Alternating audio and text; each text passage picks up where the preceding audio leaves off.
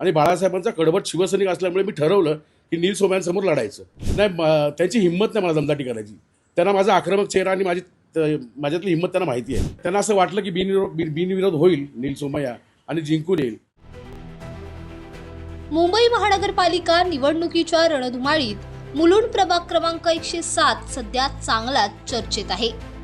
भाजप उमेदवार नील सोमय्या यांच्या विरोधात अपक्ष उमेदवारी दाखल करणाऱ्या दिनेश जाधव यांनी खळबळजनक आरोप केला आहे. नील सोमय्या यांच्याकडून गडबड होण्याची शक्यता वाटल्यानेच आपण अपक्ष अर्ज भरल्याचे जाधव यांनी सांगितले. सोमय्यांवर दमदाटी आणि दहशत निर्माण केल्याचा आरोप करत जाधवांनी थेट आवाहन केले आहे. दरम्यान खासदार संजय राऊत यांनी दिनेश जाधव हेच शिवसेनेचे अधिकृत उमेदवार असल्याचे जाहीर केल्याने राजकीय चर्चांना आणखी वेग आला आहे.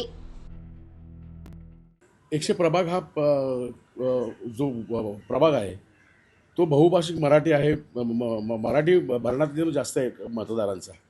आणि पूर्वीपासून माझी इच्छा होती, आमच्या सैनिकांची इच्छा होती की तो वॉर्ड आपल्याला युतीमध्ये मिळायला हवा. म्हणजे शिवसेना मनसे आणि राष्ट्रवादीच्या वतीने तो आम्हाला मिळायला हवा होता. परंतु जसं आता साहेबांनी सांगितलं की तो राष्ट्रवादीला वाटाघाटीमध्ये गेलेला आहे.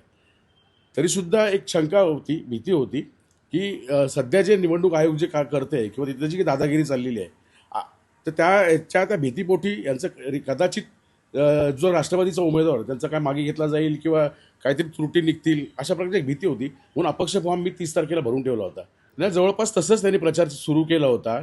माझ्याबरोबर काही आणखीन अपक्ष होते, त्यांना सुद्धा दमदाटी केली होती. काही गुजराती समाजाचे 2 उमेदवार आहेत, त्यांना सुद्धा दमदाटी केली होती.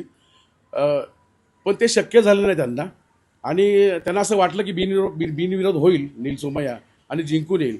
पण मी बाळासाहेबांचा शिवसैनिक आहे. गेली 30-35 वर्ष या प्रभागामध्ये काम करतोय. शाखा प्रमुख म्हणून मी 10 वर्ष काम केलं आहे. आता उपविभाग प्रमुख मी गेली 8 वर्ष काम करतोय. माझ्याबरोबर शिवसैनिकांची जबरदस्त ताकद आहे, बाळासाहेबांचे आशीर्वाद आहे. आणि बाळासाहेबांचा कडवट शिवसैनिक असल्यामुळे मी ठरवलं की नील सोमय्यांसमोर लढायचं नाही. त्यांची हिंमत नाही मला दमदाटी करायची. त्यांना माझा आक्रमक चेहरा आणि माझ्यातली हिंमत त्यांना माहिती आहे. कालच जेव्हा आम्हाला चिन्ह मिळणार होतं त्यावेळेस आम्ही तशा प्रकारच्या ज्या निवडणूक अधिकारी आहेत त्यांच्या कानावर हा विषय घातला होता.